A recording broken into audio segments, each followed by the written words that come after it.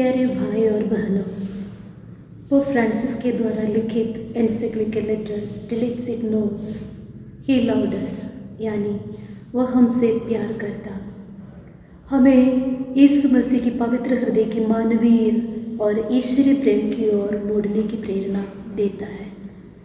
संत पापा ने पवित्र बाइबल से ईसा मसीह की शिक्षाओं, पवित्र हृदय से प्रभावित कई संतों के जीवन के अनुभव, पवित्र कैथोलिक कलीसिया की शिक्षाओं और अन्य कई संत पिताओं के जो उनके आगे चले जीवन गवाहियों से प्रेरित होकर पवित्र हृदय के बारे में इस पत्र लिखा है।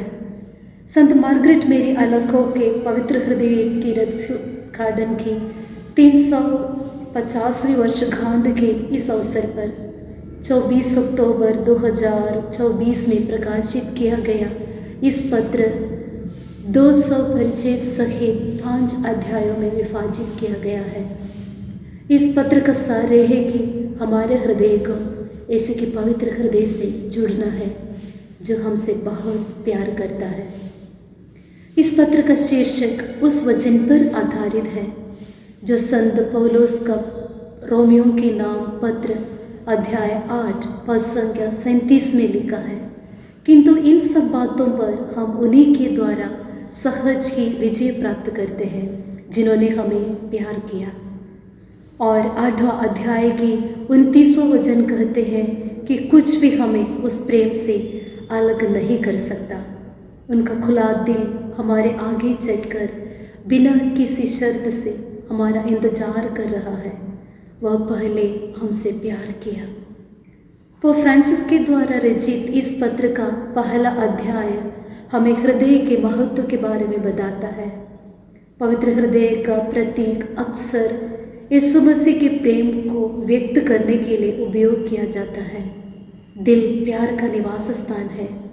पोप फ्रांसिस ने हृदय के महत्व को समझाने के लिए ग्रीक शब्द कार्डिया का उपयोग करते हैं, जिसका अर्थ है मनुष्य, जानवरों और पेड़ पौधों का अंतरतम खंड। इतना ही नहीं, कई विद्वानों ने कहते हैं कि यह मानव आत्मा और आत्मा के अंतरतम भाव को दर्शाता है। विचार और भावना हृदय से निकलती है और एक दूसरे से निकटता से जुड़ी हुई है। बाइबल में पवित्र वचन ये कहती है कि परमेश्वर का वचन जीवित और सक्रिय है। वह हृदय के विचारों और इरादों का न्याय करने में सक्षम है।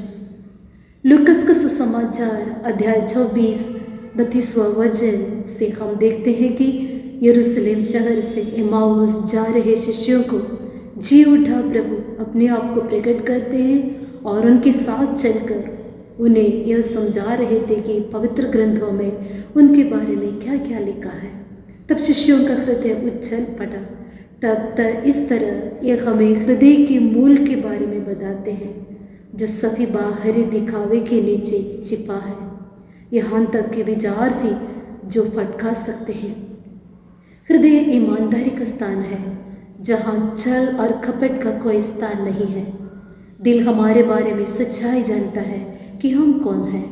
प्रवक्ता ग्रंथ में अध्याय 4 23 और 24वां वचन ये कहते हैं कि अपने हृदय को पूरी तरह सचेत रखो, क्योंकि उसी से जीवन का स्रोत फूटते हैं। कुटिल वाणी को अपने से दूर रखो। हृदय अंतिम न्याय करता है और हमारे अस्तित्व का केंद्र है। हमारे सभी कार्यों को हृदय के राजनीतिक शासन के अधीन रखने की आवश्यकता है ताकि बुराइयों से बच जाए और अधिक से अधिक अच्छाई की ओर देखें। हृदय ये शब्द हमारे व्यक्तित्व के अंतरतम को उजागर करता है और यह हमें समझाने में सक्षम बनाता है कि हम कौन हैं। अंतरतम वास्तविकता प्रेम है।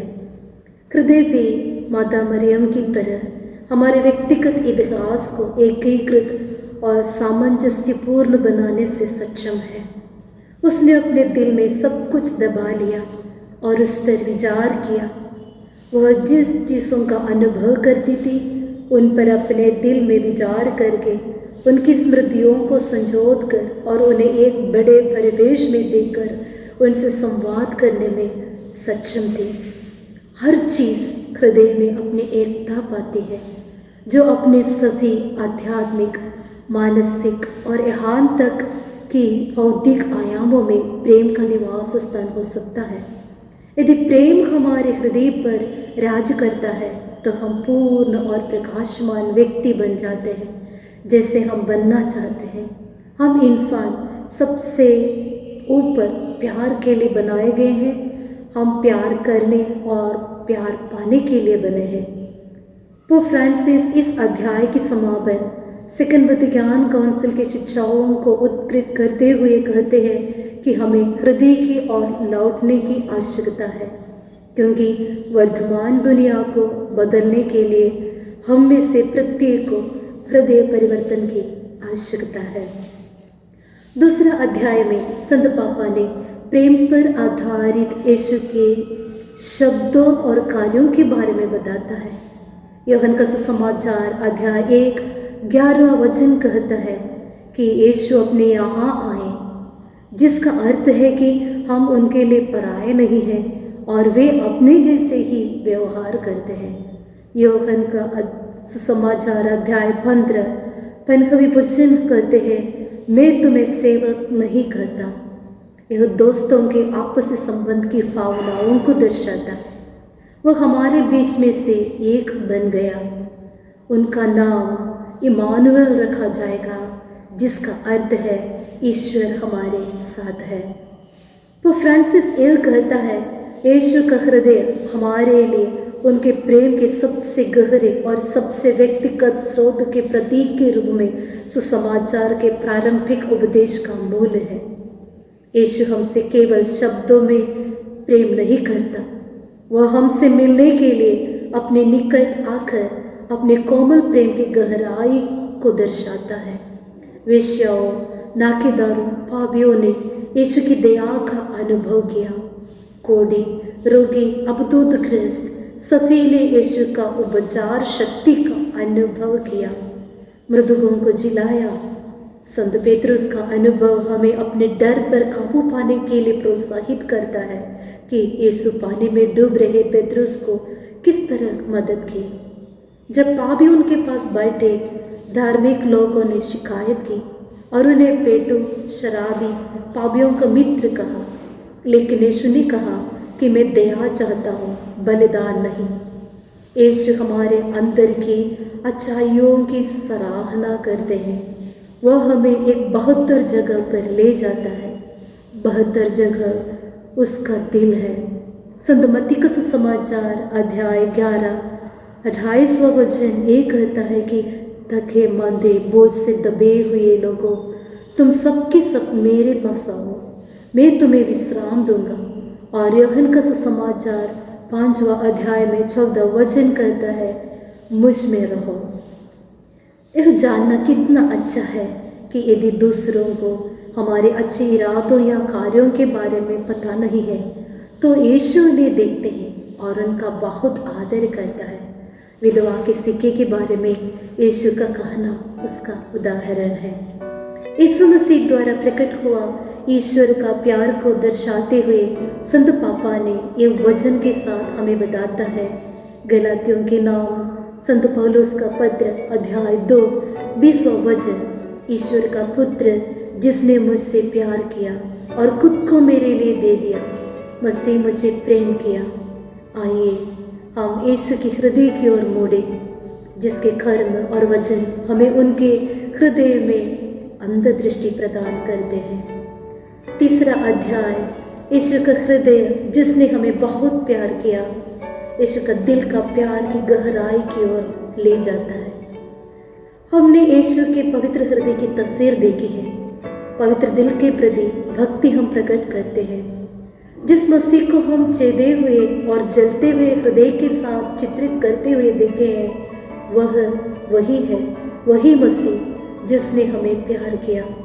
बेथलेहम में जन्म, गलीली में घूमे फिरे, बीमारों को चंगा किया, पापियों को गले लगाया और दया दिखाई।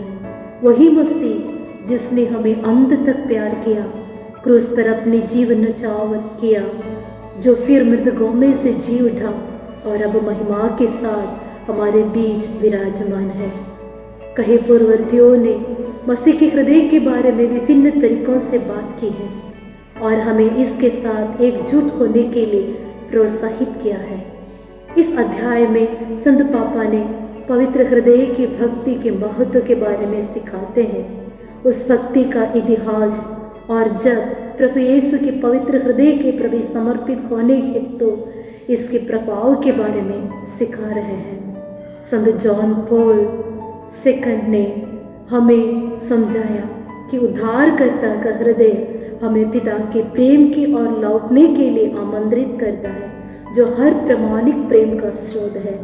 पवित्र बलिदान में प्रभु यीशु पवित्र परम प्रसाद के रूप में अपने हृदय का दयालु और सदैव मौजूद प्रेम देकर हमें उनके साथ जुड़ने के लिए आमंत्रित करता है।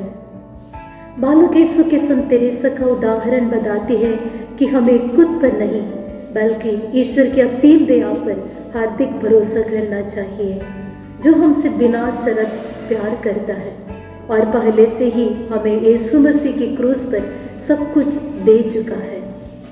यही कारण है कि हम यीशु के हृदय की ओर एक तीर की तरह निर्देशित एक सरल लोकप्रिय प्रार्थना का उपयोग करते हैं। यीशु, मुझे आप पर भरोसा है। Jesus, I trust in you. 14 अध्याय में संत पापा ने हमें उस प्यार को समझाने की कोशिश कर रहे हैं जो हमारी प्यास बुझाता है, जो खुद को पेय के रूप में देता है। एसाया का ग्रंथ अध्याय 12 तीसरा वचन कहते हैं, तुम आनंदित होकर मुक्ति की स्रोत में जल भरोगे। यूहन्ना का सुसमाचार अध्याय 7 37 और 38वां वचन हमें बुलाते हैं कि यदि कोई प्यासा हो तो वह मेरे पास आए, जो मुझ में विश्वास करता है वह अपनी प्यास बुझाए, उसके अंतरस्थल से संजीवन जल की नदियाँ बह निकलेगी। यीशु ने क्रूस पर अपना हृदय खोलकर हमें पिलाया जब सैनिक ने उसके हृदय को चीर दिया था। प्रकाशन ग्रंथ अध्याय 22 17 वचन कहते हैं, आइए जो प्यासा है वह आए, जो चाहते हैं वह मुक्त में संजीवन जल ग्रहण करे। यीशु के छेदा गया दिल जो प्यास बुझाने वाला जीवन जल का स्रोत, जिससे हमको पिता परमेश्वर का प्यार का अनुभव होता है। वो प्यार का गहराई इस वचनों से हम समझ सकते हैं। एसाया का ग्रंथ अध्याय 43 14 वचन कहते हैं, तुम मेरी दृष्टि में मूल्यवान हो और महत्व रहते हो, मैं तुम्हें प्यार करता हूँ। और अध्याय 49 15वें वचन कहते हैं, क्या स्त्री अपना दूध मुहा बच्चा फुला सकती है? क्या वह अपने गोद के पुत्र पर तरस नहीं खाएगी?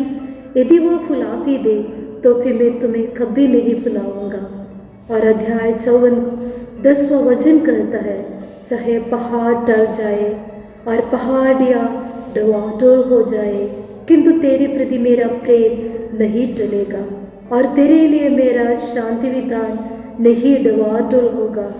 यह तुम पर तरस खाने वाले प्रभु का कथन है। सियना की संत कैथरीन से यीशु इस प्रकार कहा, मैं आपको अपने दिल का रहस्य बताना चाहता हूँ ताकि आप इसे खोलकर देख सके, ताकि आप समझ सके कि मैंने आपसे इतना अधिक प्यार किया है जितना मैं उस पीड़ा से साबिल कर सकता था जो मैंने एक बार सहन किया था। मसीह का हृदय हमें पिता के पास ले जाता है, वह हमें हमारे भाइयों और बहनों के पास भेजता है। सेवा, भाईचारा और मिशन के फल में जो मसीह का हृदय हमारे जीवन में प्रेरित करता है, पिता की इच्छा पूरी करता है।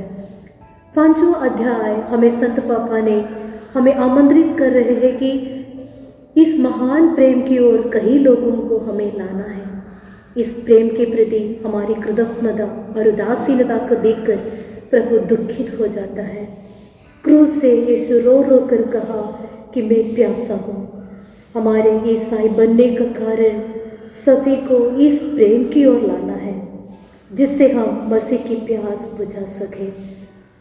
मत्ती के सुसमाचार 25वां अध्याय 40वां वचन में प्रभु ने कहा, तुमने मेरे इन भाइयों में से किसी एक के लिए, चाहे वह कितना ही छोटा क्यों न हो, जो कुछ किया वह तुमने मेरे लिए ही किया। यीशु मसीह की नज़रों से हम दूसरों को देखें, प्यार करें।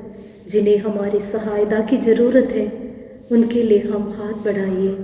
आइए भाइयों और बहनों, यीशु मसीह के पवित्र दिल का प्यार का गहराई को हम समझें और प्यार के दिल की ओर हम अपने आप को समर्पित करें और दूसरों को वो प्यार के बांटने में हम सक्षम बने।